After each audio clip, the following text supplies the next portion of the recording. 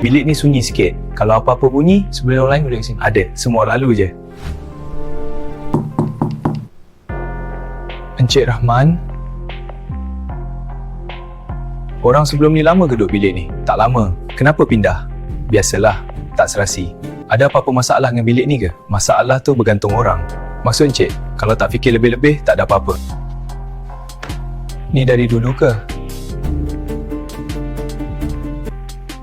Hari ni aku baru pindah masuk bilik ni. Tak ada apa lagi. Cuma sunyi. Tak ada apa-apa lagi, cuma sunyi. Kenapa bunyi macam lain?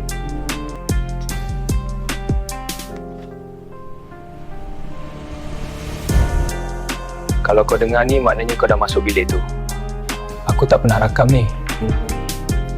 Okey, mungkin aku lupa. Mungkin aku penat.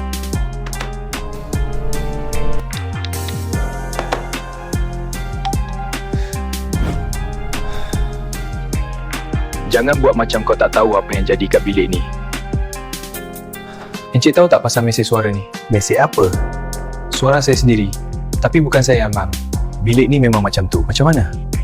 Dia simpan benda orang tinggal. Kalau encik tak nak tahu lebih-lebih, jangan dengar.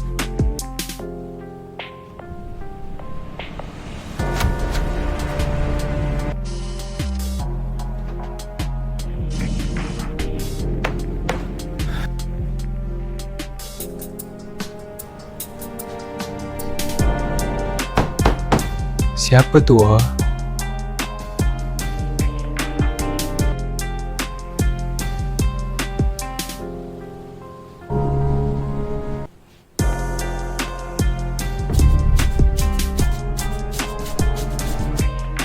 Adam, kau ingat lagi ke?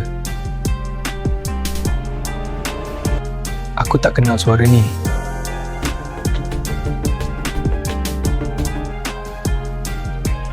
Kau duduk bilik ni ke? Kalau boleh, jangan lama-lama. Kenapa? Tak ada apa-apa.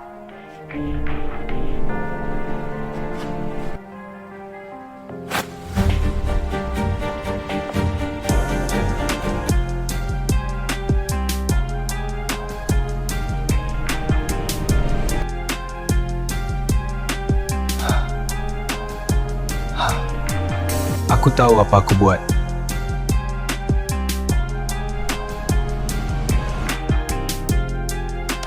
Tak kalah.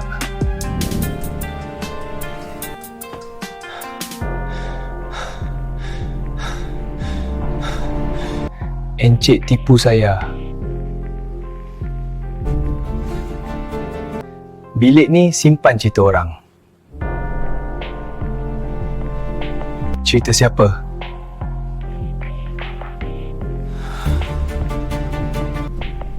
Orang yang mati kat sini, aku kenal. Siapa? Aku tak boleh cakap.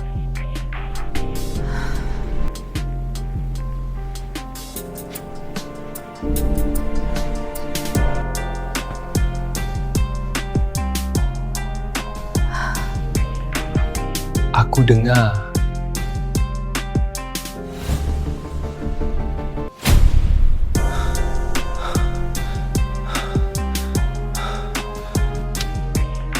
Kau lari dari aku.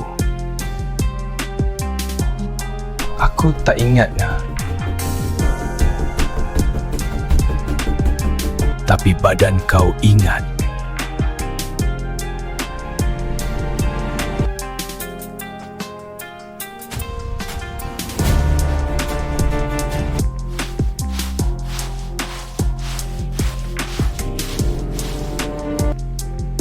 Kau orang terakhir dengan dia. Aku tak buat apa-apa. Apa yang kau lupa, tu yang paling bahaya. Dia tak balik lagi malam ni. Bunyi pelik dari bilik sebelah. Ramai cakap ada orang tengok sesuatu kat tingkap tu. Adam, awak okey ke nampak macam risau? Ada sesuatu yang awak sembunyikan, Adam? Bersuara dan jangan diam macam tu. Saya tahu awak tahu lebih, Adam.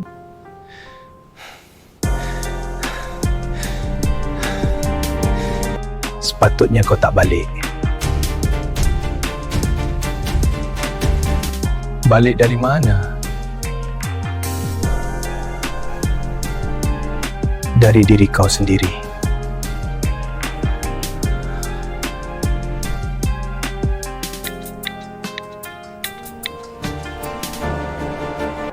Aku tak sengaja